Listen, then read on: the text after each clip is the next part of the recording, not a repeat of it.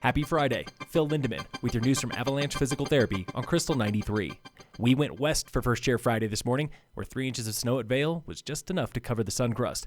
Charlie from California was on day 2 of a statewide ski trip. Second day of skiing. We're up here in Vail making some turns, hoping to get some freshies in the back. Not deep, but soft for sure. Jasmine was meeting friends from Ohio for a ski anniversary. Yeah, she taught me how to ski exactly a year ago in New York, so we're having a little reunion. Very exciting. Went from the Bunny Hill to Double Blacks real quick. Joe from the Front Range was at Game Creek Bowl early, and he was on a mission. I want to hit every ball. That's just my little adventure for today, is hit every ball. But wait, Joe's got a game plan for Breckenridge too. You head over to Peak 10, you touch the far right fence on Peak 10, then you make your way all the way over to Peak 6, touch the far left fence on Peak 6, and that is the fence to fence. Forecast is calling for sun and warmer temps all weekend.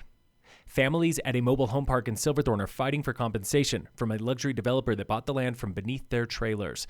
Silverthorne town manager Ryan Highland on what the town is doing. We have talked to the developer, and they have agreed that until they come to resolution on the financial or relocation package that they're negotiating with the residents, the town is not going to engage in any public review, public meetings about the proposal that they have. He says the developer, Aiden Group, feels a moral obligation to compensate residents, but not a legal one. It's an important distinction. The town code doesn't provide any opportunity for the town to insert ourselves into that conversation.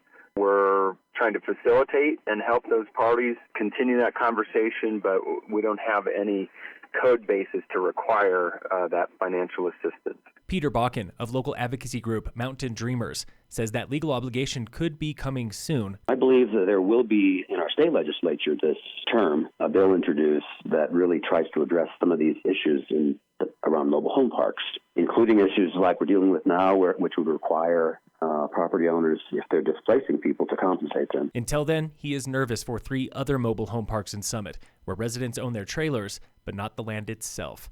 This exact same situation has played out before, most recently at a trailer park in Edwards, west of Vail. On display in downtown Breck are 9 snow sculptures from teams across the globe, including the home team, snow carver Tim West with Team Breckenridge. It's just really spectacular to hear the wows, and even the kids, you can hear the kids in the background. That's what it's about. It really is impressive. Enjoying a blast from the past was Trudy and her kids from Indiana. 20 years ago when we came here, when my son was about 5 years of age, and he's here with us tonight, so it's really come full circle. An early fan favorite comes from Team Mexico, titled King of the Throne, as in the porcelain throne.